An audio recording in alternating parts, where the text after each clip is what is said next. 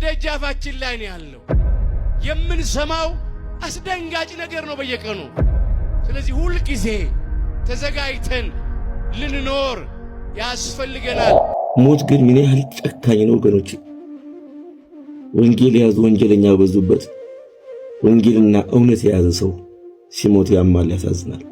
መምህራችን ወንድማችን ዘላለም ወንድሙን ማጣት በኢትዮጵያ ኦርቶዶክስ ተዋሕዶ ቤተክርስቲያን ጥላ ስር ላለ ምዕመን አይደለም ለመላው ሕዝብ የሚያስፈልግ እውነተኛ መምህር ነበር። በእውነት ጆሮ ጭው የሚያደርግ ዜና ነው። ሰው ቢሆን እንኳን የሰራነው ሊሸፍን ያልሰራነውን ኃጢአት ፈጥሮ ስማችን ያጠፋል። የኛ አምላክ ግን በደላችንን ከደነ፣ ማረን፣ ይቅር አለን። ርኅራኄውን እናስበው። በዓይነ ሕሊናችን እንመልከት። ማን ያልበደለ? አሁን እዚህ መቆም ይገባናል። ስም እግዚአብሔር መጥራት ይገባናል። እኔስ ወንጌል መስበክ ይገባኛል። እናንተ ስሙን መጥራት ይገባችኋል። ምን ዘምረው መዘመር ይገባናል። አይናችንን ከሰው ላይ እናንሳ፣ የራሳችን ሕይወት እንመልከተው። ግን እግዚአብሔር መሐሪ ነው። እግዚአብሔር ግን ይቅር ባይ ነው። እግዚአብሔር ግን ሩሩ ነው። እንደ ሰው አይደለም፣ እንደ ሰው አይደለም። ሞት ጨለማ ነው። ነገር ግን የሞት ጨለማ አላሸነፈውም። ለምን? እሱ ሕይወት ነውና። አቤቱ ደግሰው አልቋልና አልቋልና ከምድርም ፍቅር ጠፍቷልና ጠፍቷልና እንደ ቸርነት አድነን አድነን በደላችንን አትቁጠር አትቁጠር። ሞት አይቀርም። ሰው በረሃብ ይሞታል፣ በበሽታ ይሞታል፣ በመኪና አደጋ ይሞታል፣ በጦርነት በሰዎች ይሞታል። እንቅፋት መጥቶ እንሞታለን። ምራቃችን ትን ብሎን እንሞታለን። ከመጣ አይቀርም። ግን ሃይማኖትን አጽንቶ ምግባርን አቅንቶ ለንስሐ የሚገባ ፍሬ አፍርቶ የአምላክን ቅዱስ ሥጋና ክብር ደም ተቀብሎ ተዘጋጅቶ መሞት ደግሞ መታደል ነው። ሞት እረፍት ነው። ሥጋችንን ነው የሚገድሉት፣ ነፍሳችንን የት ያገኟታል? ሥጋችሁን የሚገድሉትን አትፍሩ ይላል። ነፍሳችሁን መግደል አይቻላቸውምና ይላል ቃሉ። የማቴዎስ ወንጌል ምዕራፍ 10 ቁጥር 28 ላይ። ስለዚህ ሥጋችን የሚገድሉትን አትፍሩ፣ ይልቅ አምነን እንሞት። እጅግ ያሳዝናል ወገኖች። ከሊቅ እስከ ደቂቅ ከላይ እስከ ታች አለ ወይ? ዛሬ ከምሁራኑ ዘንድ ሰላም ፍቅር አለ ወይ? ከሃይማኖት አባቶችስ ፍቅር አለ ወይ? ዛሬ በጎጥ በቋንቋ ምክንያት ቤተ ክርስቲያንን ለመገነጣጠር የተነሱ ሰዎች አሉ። እኔ እኮ መጽሐፍ ጥቅሼ ከምነግራችሁ በላይ ዘመኑ ራሱ ይነገራል። ለሚፈነቅል ወድበር ብለው፣ ለሚጠፋ ብር ብለው፣ ለሚቀር ምድራዊ ክብር ብለው፣ ለስጋዊ ጥቅም ብለው እኔ እበልጥ እያሉ የደሃውን ልጅ ያጋድሉታል። በጎጠኝነት እየተመላለስን የገሌ ቋንቋ የሚናገር የገሌ ቋንቋ የሚናገር እያለን እዛ ውስጥ ያለን ሰዎች ከዚያ እንውጣ። ዛሬ አንዳንድ ሰዎች አሉ፣ የኔ ቋንቋ ልዩ ነው፣ እኔ ምርጥ ዘር ነኝ የሚሉ ሰዎች እኮ ነው። መምህር ዘላለም ወንድሙ በዛሬው ዕለት አረፉ። በአንደበተ ርቱዕነታቸውና በምክር አዘል ስብከቶቻቸው የሚታወቁት መምህር ዘላለም ወንድሙ በዛሬው ዕለት ከዚህ ዓለም በሞት ተለይተዋል። መምህሩ አስቀድመው በነበራቸው ስብከት ሞት አይቀርም በማለት ለሁላችንም የማይቀረውን እውነት አስተምረው ነበር። ሞት አይቀርም። ሰው በረሃብ ይሞታል፣ በበሽታ ይሞታል፣ በመኪና አደጋ ይሞታል፣ በጦርነት በሰዎች ይሞታል። እንቅፋት መጥቶ እንሞታለን። ምራቃችን ትን ብሎን እንሞታለን። ከመጣ አይቀርም። ዛሬ ያስተማሩት እውነት በእሳቸው ላይ ደርሶ ወደ ጌታቸው ተጠርተዋል። ለቤተሰቦቻቸውና ለወዳጆቻቸው መጽናናትን እንመኛለን። ነፍስ ይማር። እሱነቱንም አጽንቶ ሕዝቡንም አጽናንቶ ወንጌልን በሰው ሕይወት ላይ ዘርቶ ወደ መንግስቱ ሄዷል። ነፍስ በሰላም ተረፈ። ሰው ቢሆን እንኳን የሰራነው ሊሸፍን ያልሰራነውን ኃጢአት ፈጥሮ ስማችንን ያጠፋል። የኛ አምላክ ግን በደላችንን ከደነ፣ ማረን፣ ይቅር አለን። ርኅራኄውን እናስበው። በዓይነ ሕሊናችን እንመልከት። ማን ያልበደለን? አሁን እዚህ መቆም ይገባናል። ስም እግዚአብሔር መጥራት ይገባናል። እኔስ ወንጌል መስበክ ይገባኛል። እናንተ ስሙን መጥራት ይገባችኋል። ምን ዘምረው መዘመር ይገባናል። አይናችንን ከሰው ላይ እናንሳ፣ የራሳችን ሕይወት እንመልከተው። ግን እግዚአብሔር መሐሪ ነው። እግዚአብሔር ግን ይቅር ባይ ነው። እግዚአብሔር ግን ሩሩ ነው። እንደ ሰው አይደለም፣ እንደ ሰው አይደለም።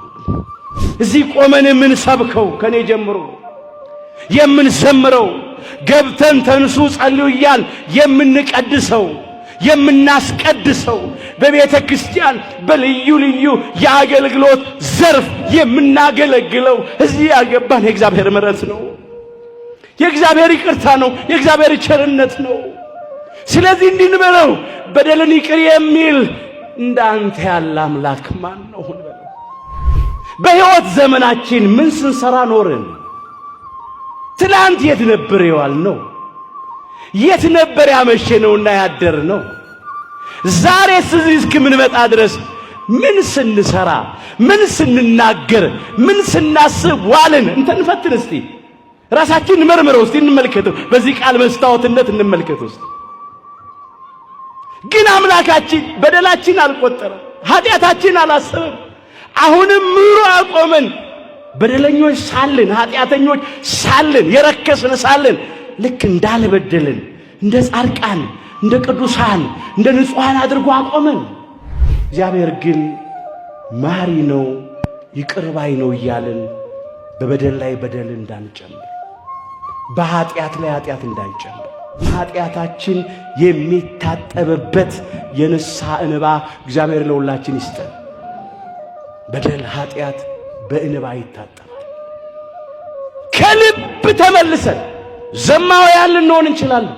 ሰካራሞች፣ ነፍሰ ገዳዮች፣ ሌቦች፣ ጉቦኞች፣ ጎጠኞች፣ ቂም በቀለኞች፣ ሐሰተኞች፣ ትዕቢተኞች፣ ሐሜተኞች፣ ተንኮለኞች፣ ሰካራሞች፣ ሱሰኞች ልንሆን እንችላለን። ግን እንመለስና አቤቱ እንደ ቸርነትህ መጠን ማረን እንበል። እንደ ምሕረትህም ብዛት መተላለፋችንን ደምስስ እንበለው። ከበደላችንም ፈጽሞ እጠበን፣ ከኃጢአታችንም አንጻን እንበለው። ያነጻናል፣ ያጥበናል። የኛ አምላክ አይጨክንም፣ ደግሞ ምንም ነገር አይፈልግም። መጻጉዕ ይባላል። መጻጉዕ ማለት በደዌ ዳኛ ባልጋ ቆራኛ የተያዘ ድዊ፣ በሽተኛ፣ ታማሚ ማለት ነው። በተለይም አባታችን ቅዱስ ያሬድ በጾመ ድጓው ሲዘምር ይህንን አንስቶ ስለዘመረ ከዚህ የተነሳ እንደ ቅዱስ ያሬድ ይትበሃል መጻጉዕ ተብሎ ተሰይሟል። ይህ ሰንበትና ሳምንት አምላካችን ጌታችን መድኃኒታችን ኢየሱስ ክርስቶስ በሽተኞችን እንዳዳነ፣ ጎባጦችን እንዳቀና፣ ለምጻሞችን እንዳነጻ፣ ዕውራንን እንዳበራ፣ የቆሰሉትን እንደፈወሰ የሚታሰብበት ሳምንትና ሰሞን ነው። ዛሬ የዚህ ሰንበት የመዝሙሩ ርዕስ ራሱ ይህንን ያነሳል። አምላኩሰ ለአዳም ይላል ርዕሱ። አምላኩሰ ለአዳም ለዕረፍት ሰንበተ ገብረ ነው የሚለው። የአዳም አምላኩስ ሰንበትን ለዕረፍት ፈጠረ፣ ሰራ፣ አዘጋጀ ይላል። ብዙ ድውያንን በእጁ ተአምራት አሳርፏል። ብዙ ድውያነ ሥጋን፣ ድውያነ ነፍስንም ደግሞ በቃሉ ትምህርት አሳርፏል። ስለዚህ አሁንም ታመናል፣ የሚያሳርፈን እንፈልጋለን። ድዌያንን በደዌ ሥጋ የታመምን አለን፣ በደዌ ነፍስ የታመምን አለንና ማረፍ ስለሚያስፈልገን በሽተኞችን ይጨነቁ፣ ይታመሙ፣ ይሰቃዩ የነበሩትን ሁሉ ያሳረፈ አምላካችን ጌታችን መድኃኒታችን ኢየሱስ ክርስቶስ ሁላችንንም ያሳርፈን። በግል ሕይወታችን የታመምነውን፣ በማኅበራዊ ሕይወታችን የታመምነውን፣ እንደ ሀገር የታመምነውን ሁሉ አምላካችን ይፈውሰን። ሰው ሰውን ቢወድ እንጀራ ቆርሶ ያጎርሳል፣ ልብስ ቀዶ ያለብሳል፣ ሀብት ንብረት ያካፍላል፣ ርስት ያወርሳል። የኛ አምላክ ግን የሰጠን ራሱን ነው። ፍቅር በስጦታ ይገለጣል ብለናል። ሰዎች ፍቅራቸውን ለመግለጥ ብር ይሰጣሉ፣ ወርቅ ይሰጣሉ፣ ካርድ ይሰጣሉ፣ የሚጠወልግ የሚደርቅ የሚረግፍ አበባ ይሰጣሉ። የኛ አምላክ ግን ቅዱስ ሥጋውን ቆርሶ ሰጠን፣ ክቡር ደሙን አፍስሶ ሰጠን፣ ነፍሱን ለመስቀል ሞት አሳልፎ ሰጠ። እየተዋረደ አከበረን፣ እየቆሰለ ፈወሰን፣ እርቃኑን ውሎ ጸጋውን አለበሰን። ሐሞትና ከርቤ መራራውን ቀምሶ ጣፋጩን አጠጣን። የሸዋ አክሊል ተደፍቶበት የሕይወት አክሊል ያቀዳጀን ዘንድ ፈቃዱ ሆነ።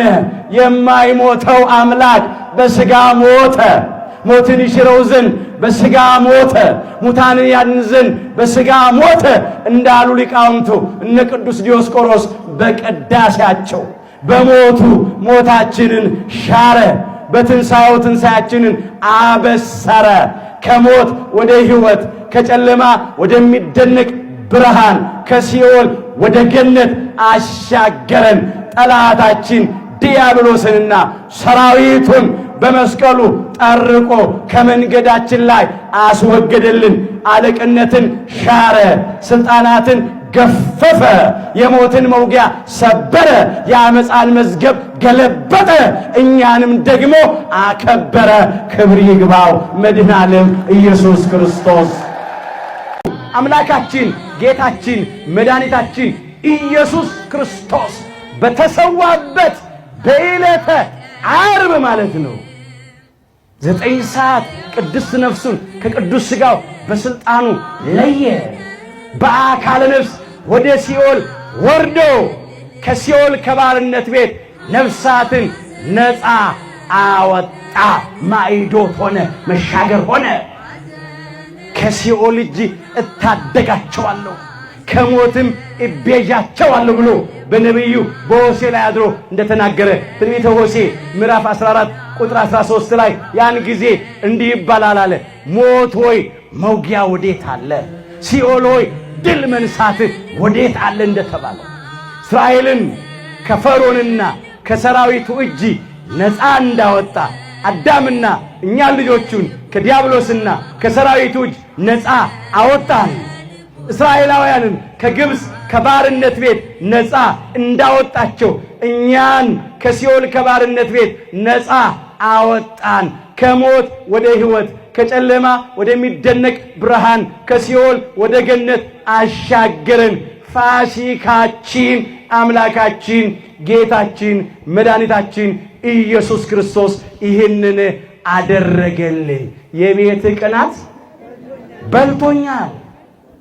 የእግዚአብሔር ቅናት ይህንን ያደርጋል። የእግዚአብሔር ቅናት ምን አደረገ ብንል ሥጋው አልቆ አጥንቱ በረዶ እስኪመስል ድረስ ደሙ እየነጣ ለወዲት ጉዲት አላጠፏትም። 40 ዘመን ሙሉ ካህናትን የቤተ ክርስቲያን አገልጋዮችን አስገደለች። አብያተ ክርስቲያናትን አቃጠለች። ንዋያተ ቅዱሳቱን አቃጠለች። መጻሕፍትን አቃጠለች። ጉዲት የወዲት የለችም። ቤተ ክርስቲያን ግን አለች። ግራኝ ተነሳ ጠማማው 15 ዓመት ሙሉ ካህናትን አሳረደ፣ አስገደለ። እሺ ያለውን በገንዘብ እያታለለ አስቃደ፣ እምቢ ያለውን አስገደለ። አብያተ ክርስቲያናትን አቃጠለ፣ መጻሕፍትን አቃጠለ። አሻራቸው እስካሁን ድረስ አለ። ግራኝ ጠማማው የለም። ቤተ ክርስቲያን ግን አለች፣ እንደገናም ወደፊት ትኖራለች። ክርስቲያንና ሚስማር በተመታ ቁጥር እየጠነከረ ነው የሚሄድ። መከራ ያጠነክራል፣ ፈተና ያጠነክራል። ይሄው ቅድስት ኪዳነ ምሕረት ምስራቀ ፀሐይ የጅጅጋዋ ኪዳነ ምሕረት ተቃጠለች። ይኸው እዚሁ ያለንባት የዛሬ ዓመት ልክ በዚህን ቀን ተቃጠለች፣ ግን እንደገና ተሰራች፣ አምራ ተሰራች፣ አምራ። ሞት ግን ምን ያህል ጨካኝ ነው ወገኖች! ወንጌል የያዙ ወንጀለኛ በዙበት ወንጌልና እውነት የያዘ ሰው ሲሞት ያማል፣ ያሳዝናል። መምህራችን ወንድማችን ዘላለም ወንድሙን ማጣት በኢትዮጵያ ኦርቶዶክስ ተዋሕዶ ቤተክርስቲያን ጥላ ስር ላለ ምዕመን አይደለም ለመላው ሕዝብ የሚያስፈልግ እውነተኛ መምህር ነበር። በእውነት ጆሮ ጭው የሚያርግ ዜና ነው። እንዲህም ብሎ ሞት አይቀርም። ሰው በረሃብ ይሞታል፣ በበሽታ ይሞታል፣ በመኪና አደጋ ይሞታል፣ በጦርነት በሰዎች ይሞታል፣ እንቅፋት ሞትቶ እንሞታለን፣ ምራቃችን ትን ብሎ እንሞታለን። ከመጣ አይቀርም። ግን ሃይማኖትን አጽንቶ ምግባርን አቅንቶ ለንስሐ የሚገባ ፍሬ አፍርቶ የአምላክን ቅዱስ ሥጋና ክቡር ደም ተቀብሎ ተዘጋጅቶ መሞት ደግሞ መታደል ነው።